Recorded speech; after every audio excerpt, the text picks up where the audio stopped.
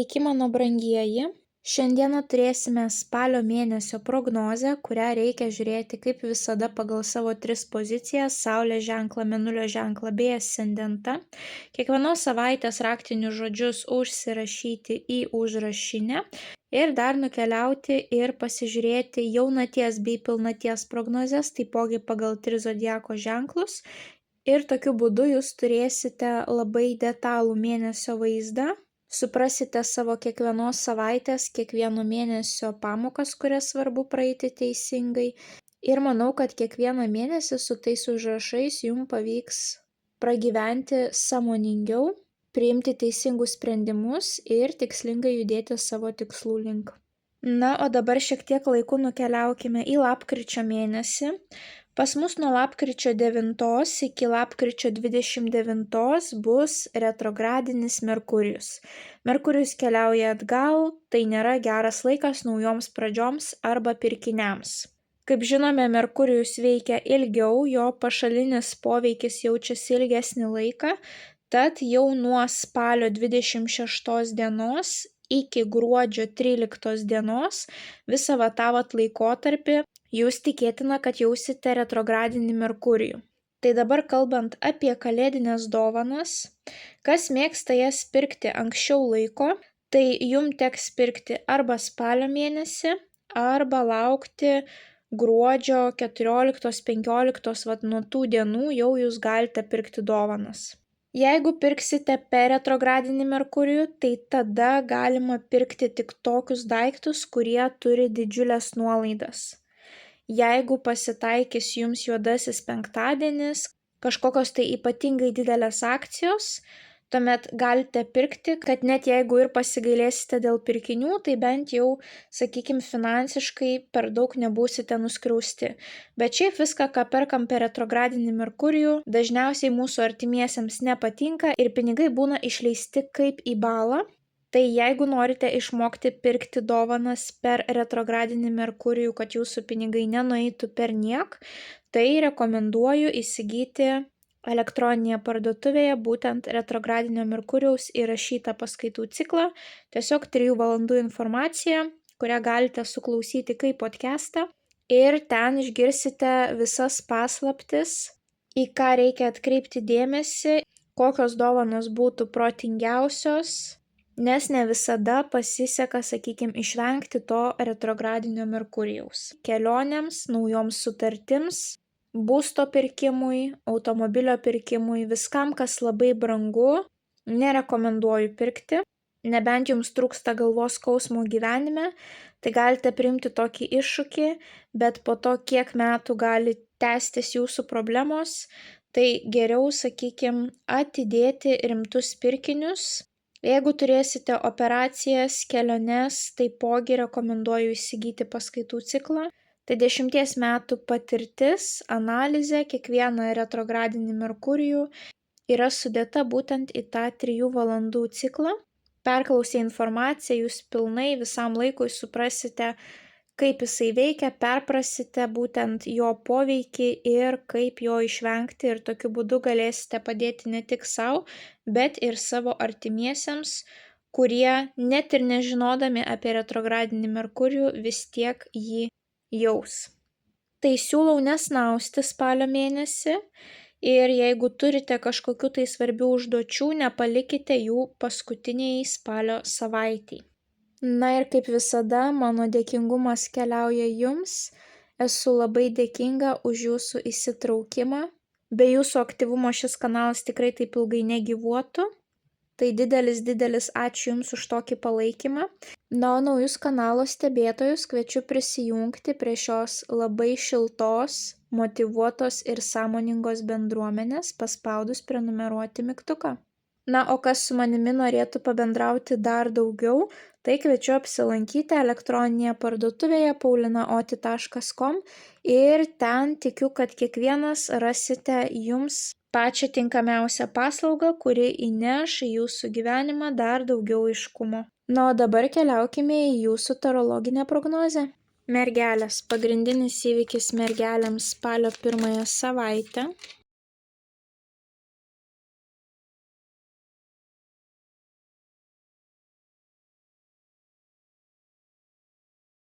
Vienas patarimas mergelėms apie jų spalio mėnesį, bei viena mėnulio žinutė mergelėms apie jų spalį. Mergelės, noriu pradėti nuo jūsų mėnulio žinutės spalio mėnesiui.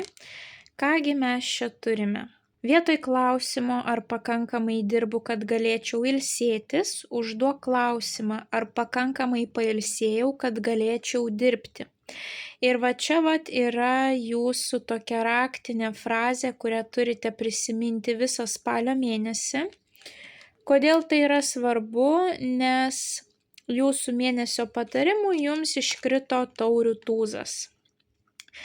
Taurių tūzas rodo kažkokią tai naują emocinę kibirkštėlę, naują pasitenkinimą, kažkas tai naujo, kas gali pripildyti jūsų emocijų taurę iki pat viršaus, viskas liejasi per kraštus, džiaugsmas, tai gali būti tiek nauji asmeniniai santykiai, tiek esamų santykių palipimas laipteliu aukštyn, tiek kažkokios malonios naujienos iš jūsų suaugusių vaikų, anūkų, tai gali būti ir kažkokios tai malonios naujos pradžios darbe, kažkokie tais darbiniai ryšiai, draugystės naujos užsimezgusios, kažkas labai džiaugsmingo.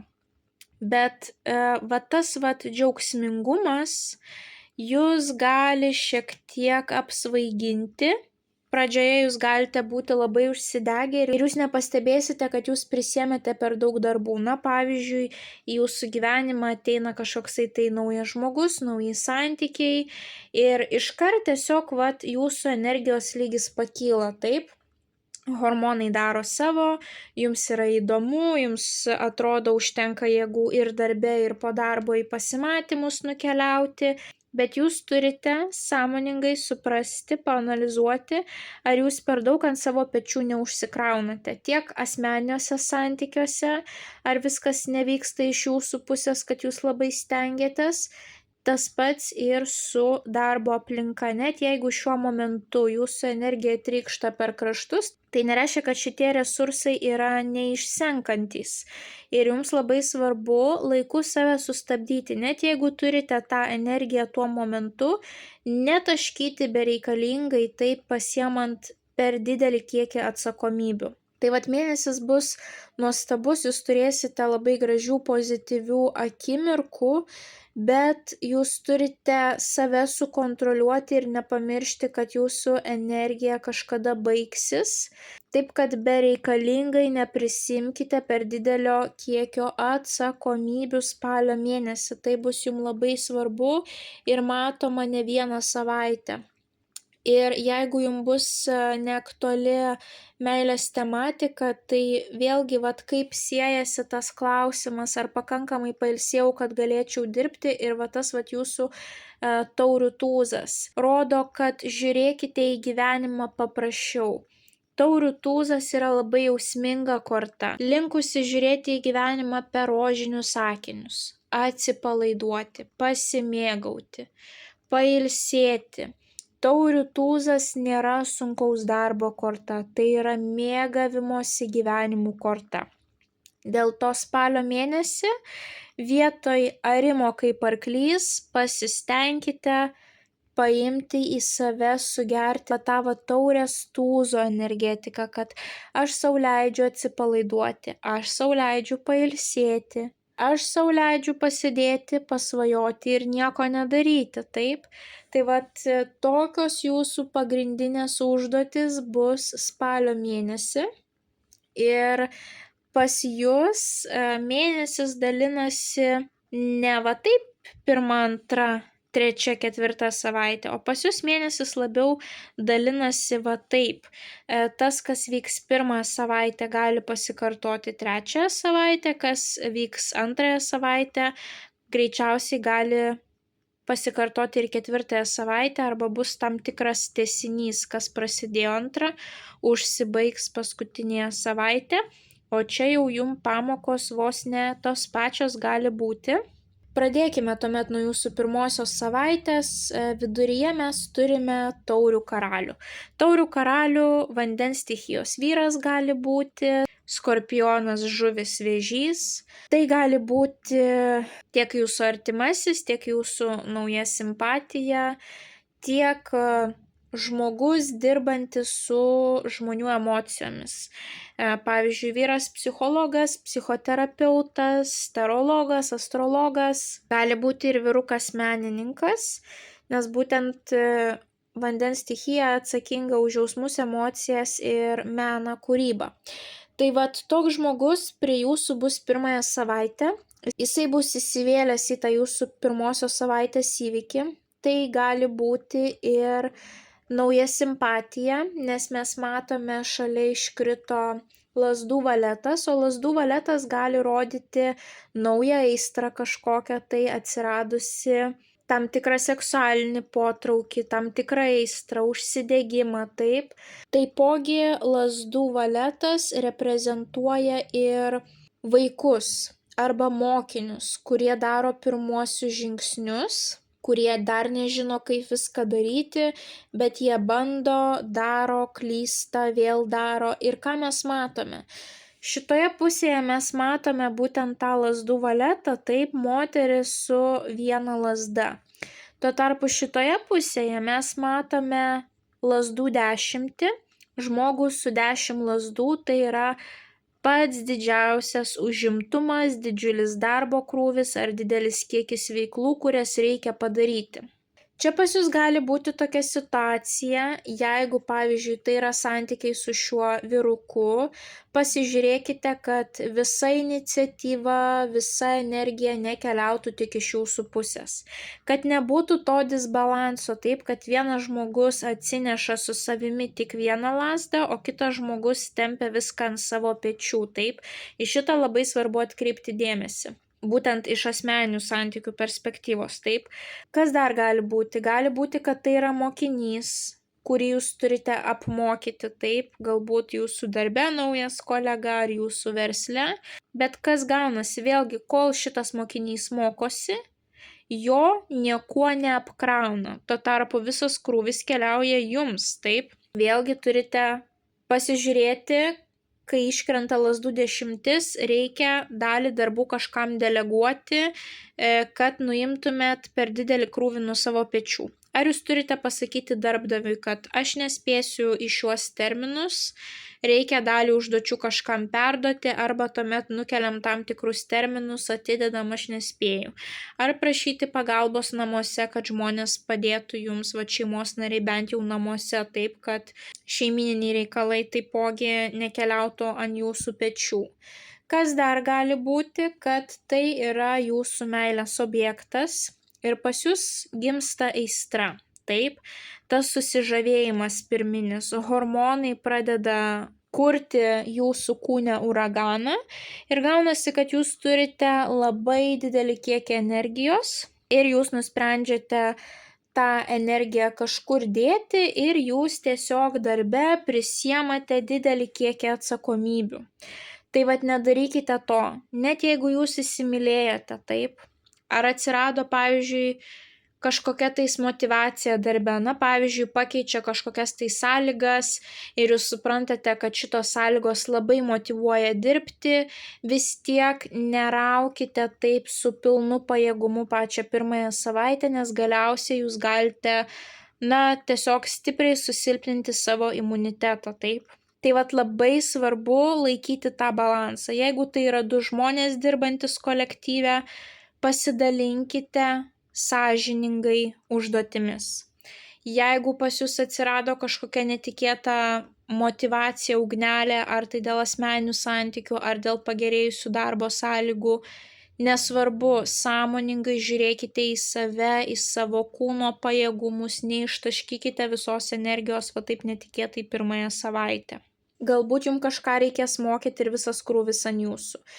Visada prisiminkite, kad yra žmonių, su kuriais galima to krūviu pasidalinti arba bent jau išlieti savo emocijas. Taip, būtent šitas taurių karalius yra toks žmogus, kuris yra empatiškas, jisai įsijaus ir gali išklausyti jūsų emocinių pokalbių. Taip. Antrąją savaitę pas jūs iškrenta dvi nuostabiausios kortos, kurios taipogi rodo, kad vėlgi turėsite pozityvą, džiaugsmą, galbūt net labai gražiai atrodysite, švytėsite, bet viduje turėsite tam tikrų abejonių.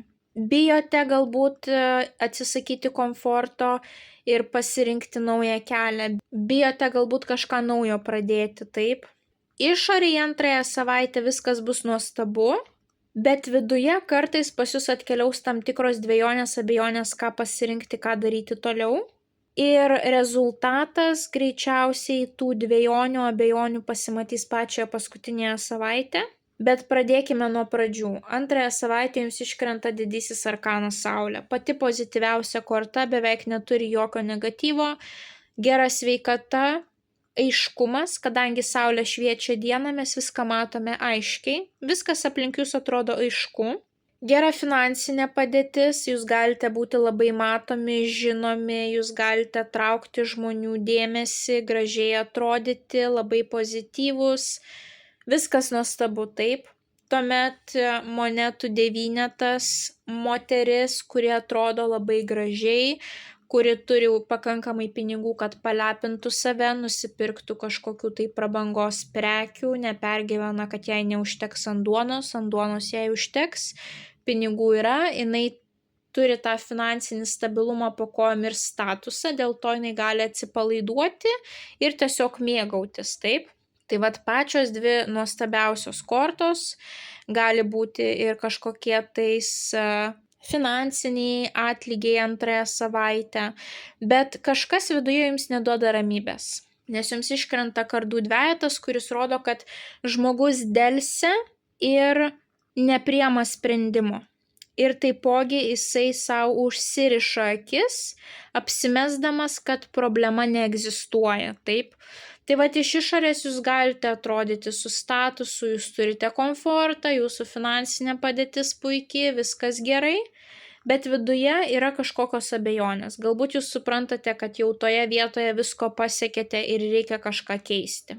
Galbūt jūs suprantate, kad tolyn viskas eis tik blogyn, bet apsimetat, kad tai dar palauksiu, dar kol kas viskas gerai, taip.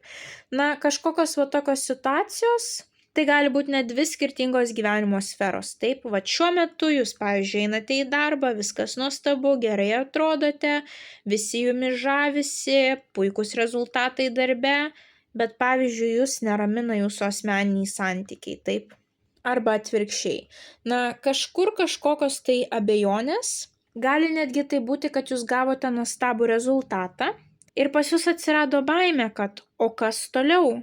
Aš savo čia jau maksimumą pasiekiau, man kažką reikės keisti, o kur, o kaip, o ką daryti, taip?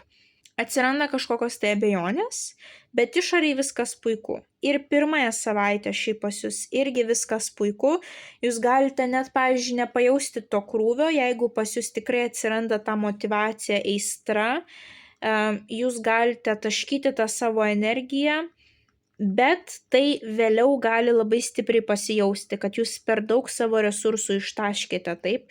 Dėl to labai svarbu sąmoningai save laiku sustabdyti. Ir vat būtent tie mėnesio patarimai ir tos mėnulio žinutės, tai yra tai, kas jums gali padėti tą mėnesį nugyventi kuo lengviau, kuo pozityviau, kuo sėkmingiau, taip. Tuomet trečiąją savaitę jums iškrenta įdomios kortos. Šitoje kaladėje jos visai kitaip pavadintos. Mes matome kardų princą ir lazdų princesę. Iš tiesų tai yra kardų karalius ir lazdų valetas, bet šitoje kaladėje pasižiūrėkite, kaip jums iškrito. Jums iškrito kaip pora. Princas, princesė ir tuomet taurių šešetas. Pasižiūrėkite, pora apsikabinusi kartu. Tai yra dviejų žmonių sąjunga, taip? Tai vat galbūt čia ir yra tas jūsų taurės pripildymas, būtent kažkokie tai santykiai, kurie pas jūs atkeliauja. Čia mes taipogi matėme karalių, čia vėlgi karalius, taip. Žiūrėt pagal iliustracijas trečiąją savaitę, panašu, kad pas jūs gali ateiti santykiai. Tas žmogus netgi gali būti iš praeities, kadangi taurių šešetas rodo nostalgiją. Žmonės, su kuriais studijavom, mokėmės mokykloj, kurie buvo mūsų kaimynai, buvę kolegos, mes iš kažkur juos žinome iš seniau, taip. Tai gali būti kažkoksai tai malonus susitikimas su žmogumi iš praeities. Na ir jau artės retrogradinis Merkurijus, o kai Merkurijus keliauja atgal, viskas iš praeities pas mus grįžta. Taip, mes pradedam mąstyti apie mūsų buvusius, mes pradedam jausti va tokį poreikį, kad galbūt man reikia savo buvusiam parašyti, kažkaip tie visi praeities jausmai, emocijos mūsų užplūsta. Tai pas jūs kažkokia tokia situacija gali būti. Netikėtas susitikimas, o jeigu tai ne santykiai iš praeities, tai gali būti ir nauji santykiai, bet vėlgi šešetas jums rodo, kad labai svarbus yra lygiaverčiai energetiniai mainai. Kad būtų 50-50, taip, kad nebūtų tai, ką mes matėme pirmąją savaitę, 10 ir 90, taip, čia turi būti 50-50. Bet vėlgi, jeigu ne iš meilės situacijos, na kortos jums žinokit, va tiek pirmąją, tiek trečią savaitę vos ne tos pačios iškrito. Va čia mes matome lazdų valetą, čia identiška korta lazdų valetas. Vėlgi mes matome tam tikrą aistrą arba žmogų, kuris daro mažai, nes jisai yra mokinukas, taip. Tuomet čia mes matome kardų karalių, vėlgi vyruką. Čia mes turėjome taurių karalių, čia mes turime kardų karalių. Vėl kažkoksai tai vyras arba tiesiog mokytojas ir mokinys, taip. Bet vėlgi labai svarbu, kad tas ryšys būtų 50-50 ir tai rodo šitą kortą, taip. Čia mes turėjome, kad žmogus viską ant savęs apsikrauna, čia labai svarbu atkreipti dėmesį, ar yra lygiaverčiai energetiniai mainai. Nes kai iškrenta taurių šešetas, labai svarbu pasižiūrėti, gali būti tokia situacija, kad jūs atiduodate 100% savęs tam tikram asmeniui savo gyvenime, o atgal jūs gaunate, taip sakant, špygą taukuotą.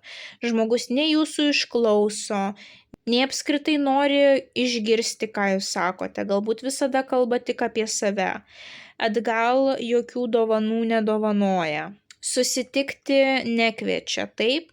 Na, gali būti, kad bendravimas į vienus vartus. O galbūt yra kita situacija, kad tas žmogus jums atiduoda viską, o jūs nieko neduodate, taip, nei savo laiko, nei palaikymo, nei dovanų, nei pagalbos suteikėt nieko, taip.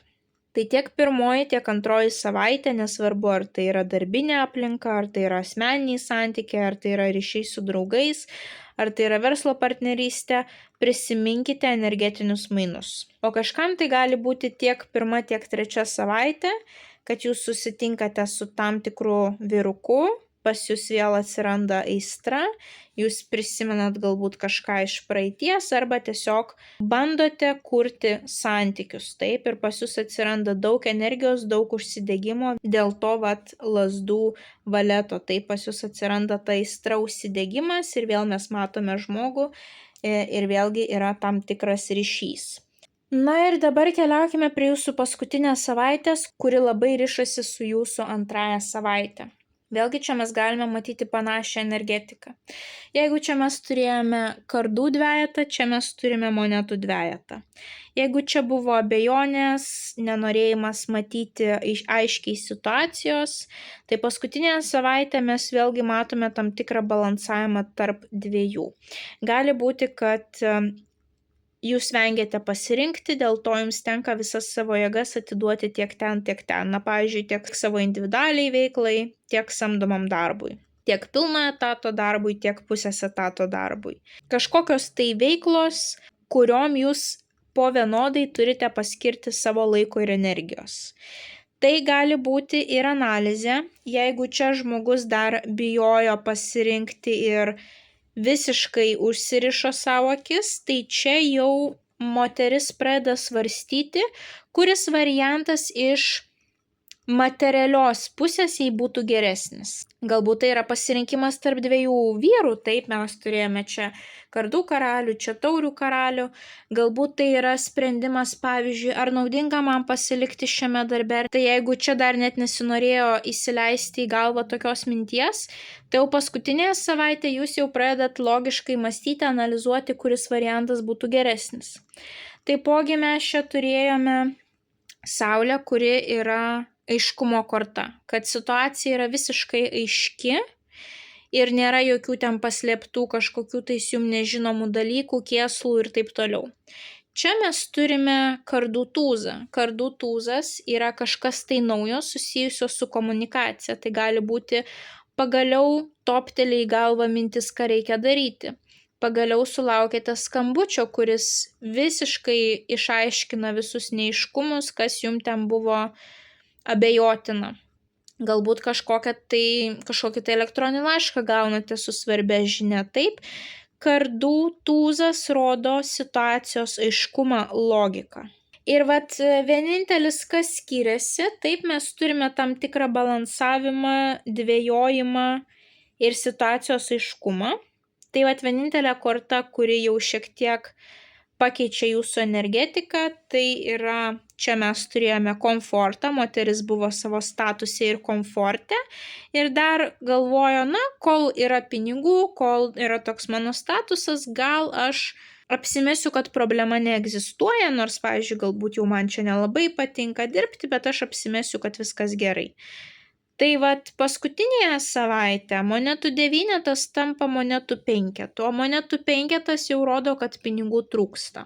Ir monetų 2 gali rodyti, kad reikia labai atidžiai paskirstyti savo finansus, pajamas, išlaidas, tuomet jūs ištempsite iki, sakykime, kito atlyginimo, bet jūs nesijausite jau taip komfortiškai, kaip jūs jautėtės antrąją savaitę.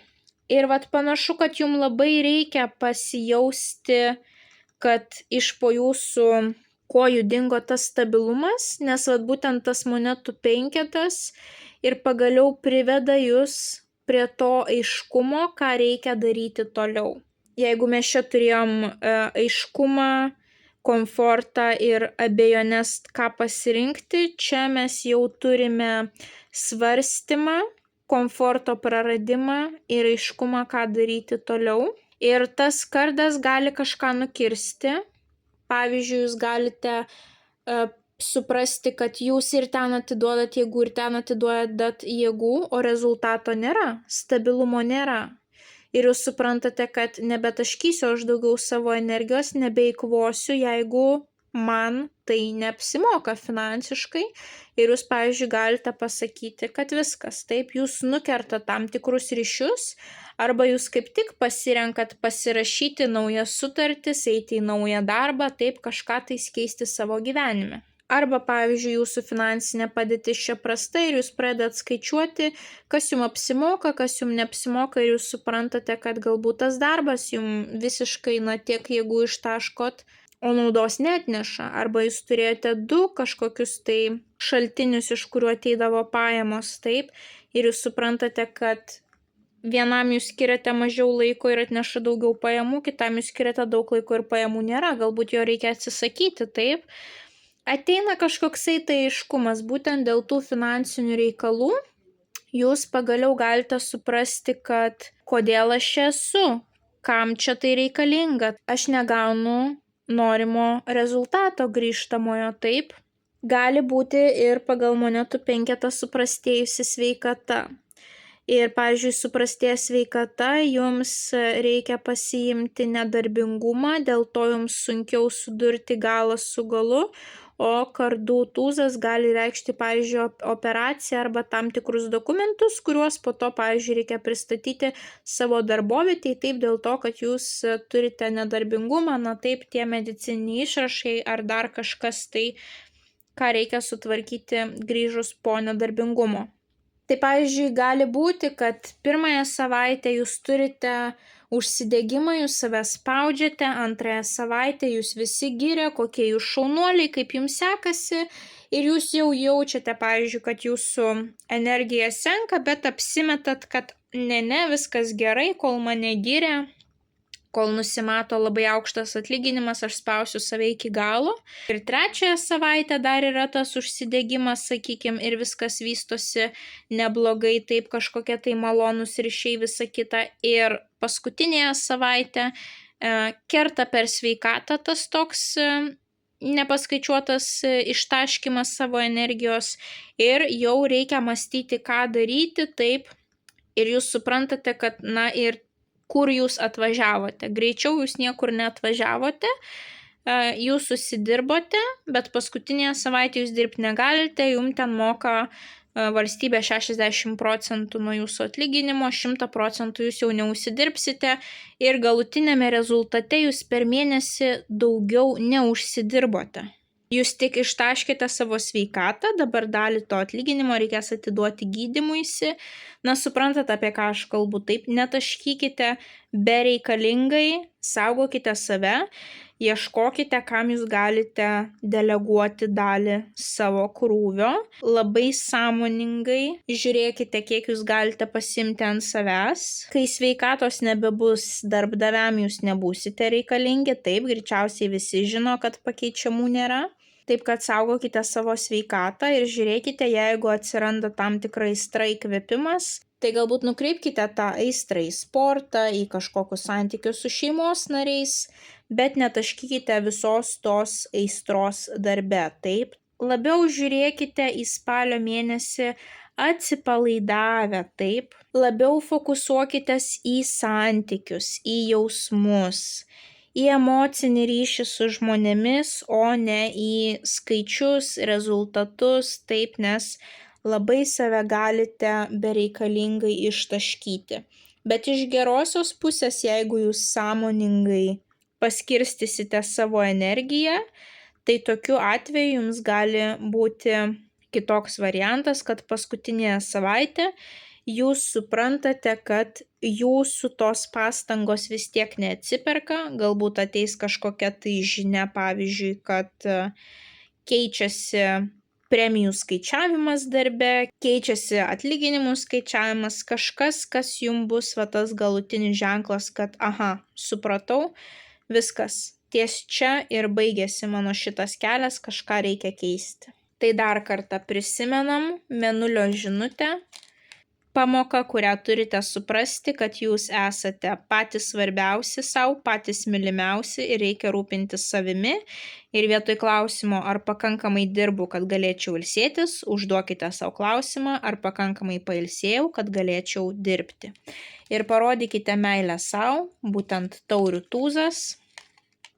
Puikus metas daugiau susilieti su vandens stichija, pabūti prie jūros, prie upės, prie ežero, keliauti į spa, paplaukioti baseine, pasėdėti pirtyje, saunoje, taip, leisti savo atsipalaiduoti, leisti mylėti save, ir taipogi atverti savo širdį, jeigu kažkas į ją pasibels, jeigu bus kažkokių tais naujų pažinčių, tai neužsisklęsti, o duoti šansą ir pasižiūrėti, kur visa tai nuves. Nes pas jūs matoma daug aistros spalio mėnesį ir išorėje jūs turite spindėti ir viskas čia bus nuostabu. Vienintelis dalykas, neištaškykite savo energijos, nemastykite, kad jūs esate superherojai, kurių energija neišblėstanti.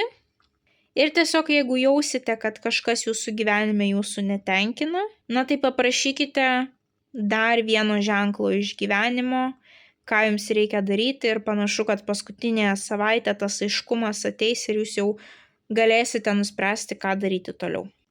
Tai mergelės linkiu jums romantiško mėnesio, pilno meilės tiek sau, tiek aplinkiniams, atsipalaiduokite ir pasimėgaukite gyvenimu. Didžiausios jums sėkmės spalio mėnesį. Nepamirškite paspausti patinka mygtuko, komentare parašyti bent jau širdelę, pasidalinti prognozę su artimaisiais, kuriems ji galėtų būti aktuali. Na ir jeigu dar neužsiprenumeravote, tai skatinu užsiprenumeruoti kanalą, kad nepraleistumėte jums aktualių prognozių bei taptumėte šios labai šiltos ir motyvuotos bendruomenės dalimi. Ir taipogi kviečiu apsilankyti elektroninėje parduotuvėje paulinaoti.com. Galbūt rasite savo tinkamą paslaugą, kuri įneš į jūsų gyvenimą dar daugiau aiškumo. Na, o mes pasimatysime jūsų kitose prognozėse. Ate, ate.